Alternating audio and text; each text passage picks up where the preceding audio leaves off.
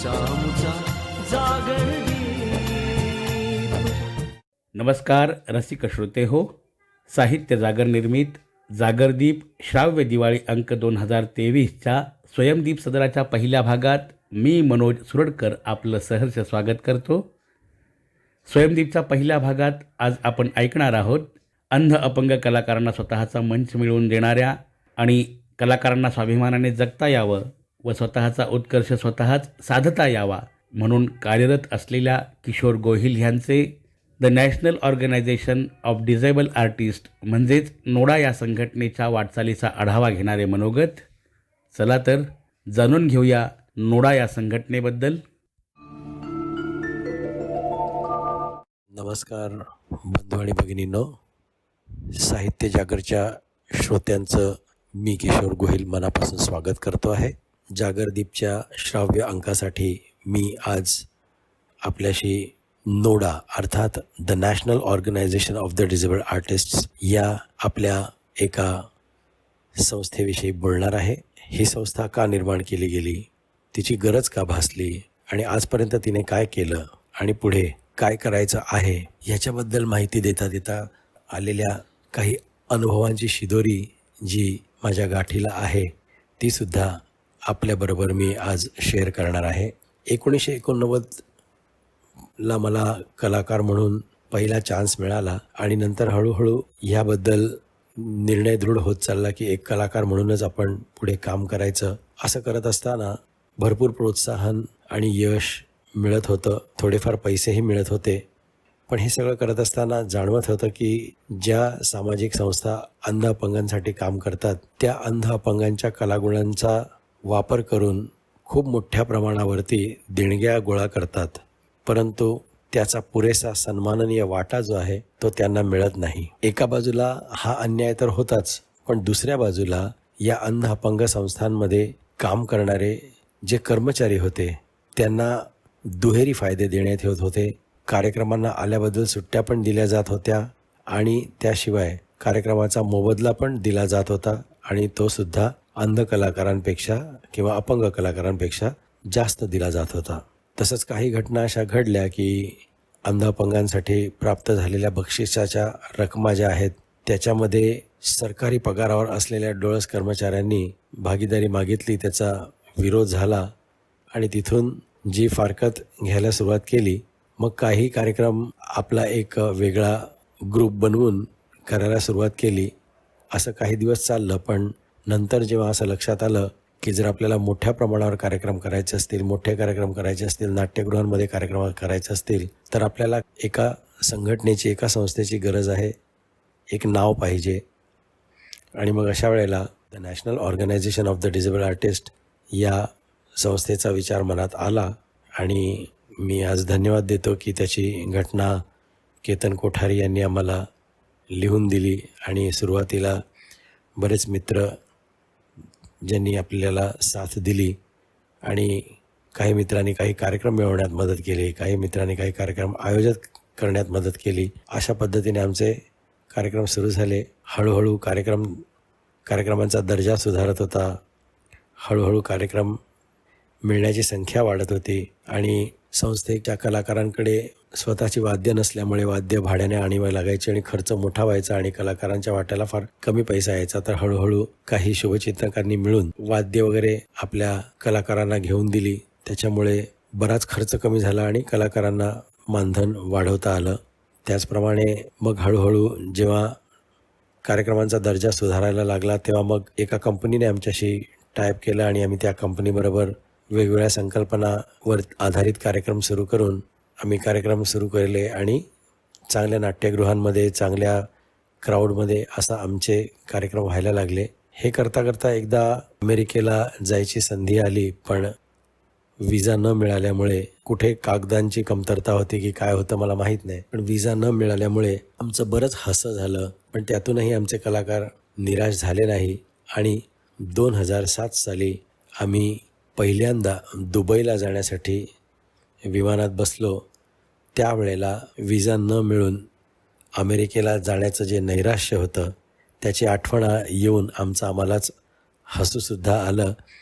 आणि हे इथे थांबणार नाही, याच्याही आपण पुढे जाऊ असा आत्मविश्वास वाढला. 2008 साली अमेरिकेला जायची संधी आली तेव्हा आम्हाला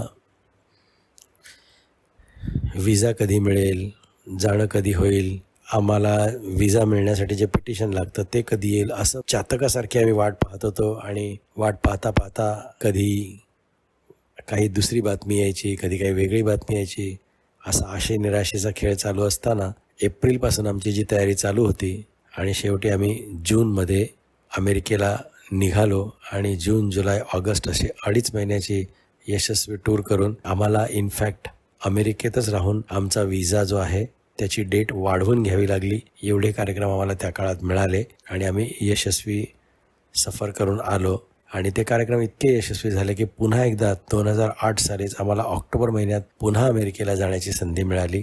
आणि अमेरिकेला ऑक्टोबर नोव्हेंबरमध्ये तर खूप चांगले कार्यक्रम झाले, पण डिसेंबरमध्ये आम्हाला बर्फाळ वादळांचा सामना करावा लागला. त्यामुळे बरेच शो कॅन्सलही झाले, परंतु त्या बर्फाळ वादळातसुद्धा आम्ही एकमेकांच्या साथीने राहिलो. आणि आम्हाला न्यू जर्सीमध्ये योगायोगाने एक असं हॉटेल मिळालं की जिथे बाजूलाच एक इंडियन रेस्टॉरंट असल्यामुळे बाकी काही नाही तरी आम्हाला बर्फाळ वादळात बर्गर खाऊन जगायला लागू नये मॅकडॉनल्ड्सचा, अशी व्यवस्था झाली. आणि तिथले कर्मचारी पाकिस्तानी असूनसुद्धा ज्वेल ऑफ इंडिया म्हणून रेस्टॉरंट चालायचं आणि त्या ज्वेल ऑफ इंडियामधून आम्हाला किमान रोज गरम गरम डाळभात 8 दिवस मिळाला. आणि आम्ही त्या वादळातसुद्धा आनंदी होतो. त्यावेळेला 31 डिसेंबर या दिवशी आमचं विमान न्यूयॉर्कवरून निघणार होतं, पण त्या दिवसापर्यंत विमानं सुटतील की नाही ही शंका होती, परंतु आमचं विमान बरोबर वेळेवर सुटलं.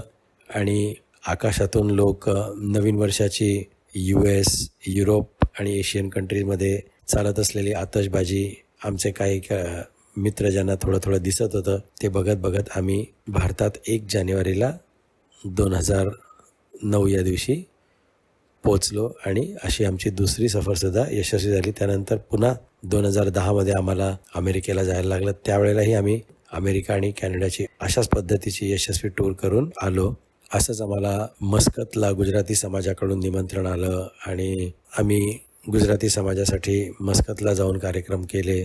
त्याचप्रमाणे दुबईला तर आमचं दरवर्षी जाणं सुरू झालं. आणि 1 वर्षी कॅथे पॅसिफिक या एअरलाईन्सने आम्हाला इतकी चांगली ट्रीटमेंट दिली की आम्ही दुबईवरून जेव्हा आम्हाला परतायचं होतं तेव्हा आम्हाला प्रत्येक माणसाला ड्युटी फ्रीमध्ये शॉपिंग करायला त्यांनी अटेंडंट्स दिले, व्यवस्थित आमचं शॉपिंग करून दिलं आणि आम्हाला अगदी तळहाताच्या फोडासारखं जपून आम्हाला खूप मदत केली आणि आमची खूप काळजी घेतली. त्याचप्रमाणे जेव्हा आम्ही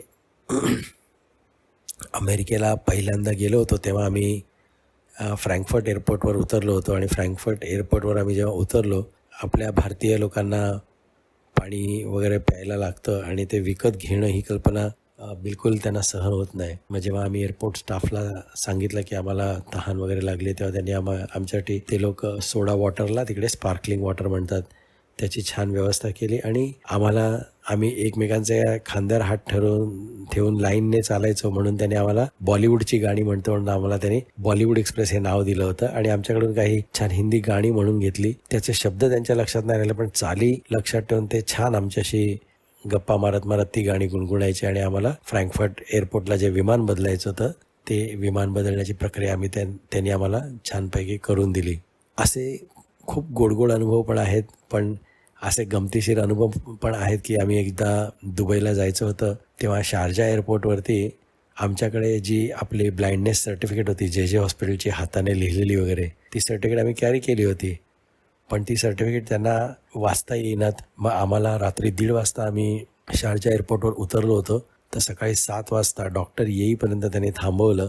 आणि मग डॉक्टर येईल आणि डोळे चेक करेल आणि मग तुम्हाला सोडेल, अशी आमची ती शारजा एअरपोर्टवर रात्र गेली होती. आणि आमचा आराम चुकला. मग 7-7:30 नंतर बाहेर पडलो. नंतर लगेच शारजावरून दुबईला गेलो आणि लगेच कार्यक्रमाची तयारी करून आम्हाला कार्यक्रम करायला लागला. अशा गमती इंटरनॅशनल टूरमध्ये खूप घडत राहिल्या. नंतर आम्ही UK गेलो. UKलाही जे आपले बांधव आहेत भारतीय, त्यांनी आमची खूप चांगली काळजी घेतली. आम्ही खूप एन्जॉय केलं. असंच गमती जमती जेव्हा सांगतोय तेव्हा बऱ्याच चांगल्याही आणि वाईटही आठवणी बरोबर आहेत.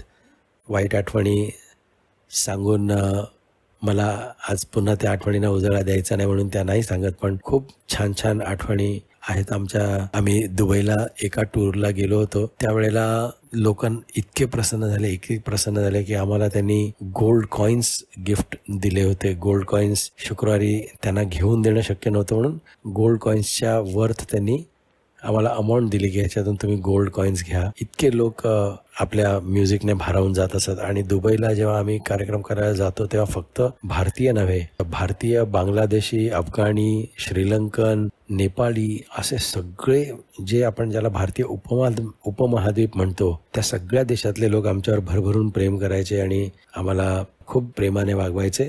आणि अशा सगळ्या आंतरराष्ट्रीय सफरी आम्ही केल्या. US वरून कॅनडाला जाताना आम्हाला नायग्रा फॉलला थांबता आलं, थोडा वेळ एन्जॉय करता आलं. नायग्रा फॉल लांबून का होईना त्या धबधब्याचा आवाज कानात आम्ही साठवून ठेवला. त्याचप्रमाणे आम्ही US मध्ये विमानाने जायचं असायचं तर आम्हाला असं वाटायचं की ग्रुप वेगळा होतो, डिवाईड होतो. मग आम्ही शेवटी लांबचे प्रवाससुद्धा आम्ही गाडीनेच करायचो. आम्ही सोमवारी सकाळी कार्यक्रम संपवून रविवारचा निघायचो. सोमवार, मंगळवार, बुधवार, गुरुवार, शुक्रवार असा पूर्ण प्रवास करून शुक्रवार संध्याकाळी कार्यक्रमाच्या ठिकाणी पोहोचायचो. आणि ज्या वेळेला अमेरिकन ड्रायव्हर असेल तर तो सकाळी 7ला गाडी काढायचा, दर 2-2 तासांनी शिस्तबद्ध पद्धतीने थांबवायचा आणि रात्री 10 वाजता बरोबर ज्या ठिकाणी पोहोचू त्या ठिकाणी एखाद्या हॉटेलमध्ये आम्ही हॉल्ट करायचो. अशी ती सिस्टम अमेरिकन ड्रायव्हर असेल तेव्हा असेल. परंतु एशियन ड्रायव्हर असले की ते रात्री बेरात्री पण गाडी चालवायचे. मग आम्हाला त्यांना झोप आली की गाडीच्या बाहेर उतरून उगाच रात्री भटकत बसावं लागायचं थोडा वेळ गाडीच्या आजूबाजूला. अशा फार गमती वेगवेगळ्या प्रकारच्या गमती आमच्या वाट्याला आल्या. लॉस एंजेलिसला आम्ही एकदा हिल्टन हॉटेलला राहिलो होतो आणि ह्या हिल्टन हॉटेलमध्ये आम्हाला ज्यांनी इन्व्हाइट केलं होतं शोला त्यांनी सांगितलं की तुम्ही माझ्यासाठी शाहरुख खानपेक्षा कमी नाही आहात, त्यामुळे शाहरुख खानला ज्या हॉटेलात आपण ठेवतो त्याच हॉटेलात तुम्हाला ठेवू. आणि त्या हिल्टन हॉटेलमध्ये आम्हाला प्रचंड भूक लागली. पण त्या हिल्टन हॉटेलमध्ये तिकडच्या व्हेजिटेरियन किंवा आपल्याला प्रिफर होईल असं काही खाणं समजायचंच नाही. आम्ही भारतातून मॅगीचे पॅकेट्स नेले होते. मग आम्ही त्या हॉटेलमध्ये रूममध्ये आपल्याला मदत करणाऱ्यांना बोलवलं आणि त्यांना विचारलं की आम्हाला मॅगी बनवून देणार का. तर त्यांना आम्ही ते पाकिटं दिली आणि 15-20 मिनिटांनी काय झालं की काटे, चमचे, प्लेट्स आणि चांगली ट्रॉली एकदम आली. त्या बाउलमध्ये मॅगी बिगी सजवून आणली त्यांनी. त्याच्याबरोबर त्यांनी सॉसेस वगैरे आणले. आम्हाला वाटलं बापरे आता हे करून देण्याचे खूप आमच्याकडे पैसे मागतील आणि हिल्टन हॉटेल म्हणजे 7 स्टार हॉटेल आहे, तिथले पैसे आम्ही द्यायचे कसे ह्या विचाराने आम्हाला एकदम टेन्शन आलं. मग त्यांना विचारलं की ह्याचे चार्जेस किती, तर त्याने खांद्यावर हात ठेवून सांगितलं नो चार्जेस. आम्ही सगळ्यांनी गरम मॅगीचा काचेच्या भांड्यांमध्ये आनंद घेतला. आणि अशा अनेक गमती जमती आहेत, खूप गमती जमती आहेत. खूप नवे मित्र मिळाले, ते अजूनही आमच्याशी जोडलेले आहेत, त्यांच्याशी अजूनही आपला संपर्क असतो. लॉकडाऊनमध्ये ऑनलाईन शोज केले तेव्हाही त्यांनी बरीच मदत केली. तर असे हा संस्थेच्या माध्यमातून वेगवेगळे शोज केले. आपल्याला असं भाग्य लाभलं की आपण एक गणपतीचा म्युझिकल अल्बम केला होता 2003 साली. तो आदरणीय श्री बाळासाहेब ठाकरे यांनी त्याचं उद्घाटन केलं होतं. काही जैन अल्बम्स केले, त्याच्यातून आपल्या कलाकारांना रेकॉर्डिंगचे अनुभव मिळाले. हे सगळं पुढे जात राहिलं. त्याचबरोबर आपले कलाकारही पुढे जात होते. त्याच्यातून आज किरण विणकर सारखा, सरफराज सारखा, नितेश सारखे कलाकार सगळीकडे चमकत आहेत हे आपण बघतोच आहोत. आणि हे या संस्थेच्या बळावर आम्ही करू शकलो. आता ह्या पुढचं जे जग आहे ते डिजिटल जग आहे. तर एक चांगली अकॅडमी उघडून आपल्या अंध अपंग कलाकारांना रेकॉर्डिंग वगैरे ह्या सगळ्या गोष्टींचं पूर्ण नॉलेज देऊन त्यांना फुल्ली इक्विप करून त्यांना डिजिटल प्लॅटफॉर्मच्या माध्यमातून आपली प्रगती करता यावी अशा पद्धतीची एक अकॅडमी उघडण्याचं या संघटनेचा मानस आहे. ह्या सगळ्याला आपल्याकडून शुभेच्छा मिळाव्यात.